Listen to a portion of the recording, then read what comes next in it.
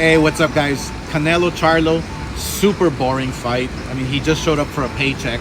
Canelo, obviously, like I said, on quicksand, throwing bombs. He won easy. But anyway, look, if we want boxing to survive, if we want boxing to thrive, we need super fights, like all the time. Fighters must fight each other. We have to come together. Promoters, Eddie Hearn, Al Heyman, Bob Arum, whoever's out there, let's come together. I'm calling you out. Let's come together. Let's meet the power of the minds and come up with something, because boxing can die. I'm calling you all out. Let's do this.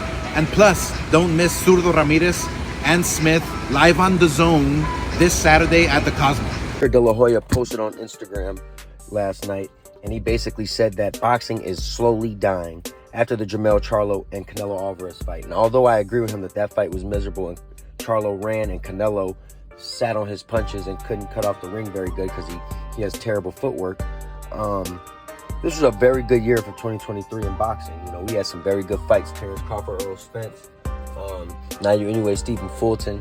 It's not the fault of the promoters that the fights ended up being one-sided. You know, there's been some really good fights announced.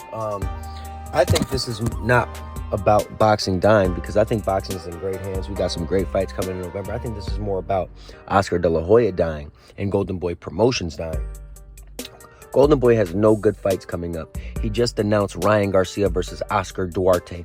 I know deep down he wants Oscar Duarte to win that fight. And this is a dangerous fight for Ryan Garcia. He knows Ryan Garcia will be leaving him soon, so he wants Ryan to lose that fight.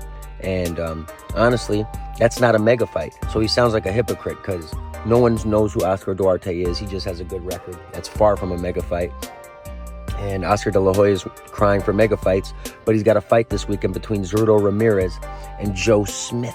So clearly, Oscar De La Hoya is the biggest hypocrite in boxing, and he's just desperate because he knows that eventually Jaime Munguia is going to leave him after Ryan Garcia, and he will have no boxers left of star ratings, and eventually he'll go out of business, and he'll be out being a car salesman somewhere, because Oscar De La Hoya has gone crazy.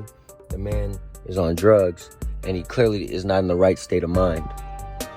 Also, in other boxing news, there's a lot of fake reports out there that Teofimo Lopez and Gervonta Davis are in talks to fight for next year. We all know good and well that Gervonta Davis likes to cherry pick and fight the easiest fights possible. So that is definitely false rumors. We know Gervonta Davis is not looking to fight a 140-pound champion and a great fighter like Teofimo Lopez. So you can't believe everything that you hear.